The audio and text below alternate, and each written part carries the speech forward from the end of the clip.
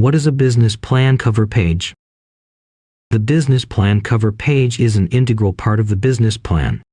It is the first page of your business plan that highlights the key information of your company. By looking at the business plan cover page, a banker or investor can get a quick idea about the purpose of the presented document.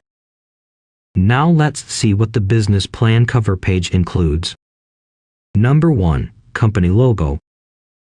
Placing the logo on the business plan cover page sets a strong brand association that focuses a reader's attention throughout the document. Number 2. Company name. Your company name font should be readable, bold, and should be the largest font on the page so that it stands out. Number 3. Business tagline. The memorable tagline can excite an investor or reader that they will take a special interest while reading your business plan. Number 4. Branding color. Brand color can help in establishing trust and familiarity by evoking the right emotions into your readers' brains and sending the right message to them. Number 5. Plan title and plan year. The plan title is the notable feature of the cover page and should be in large font size.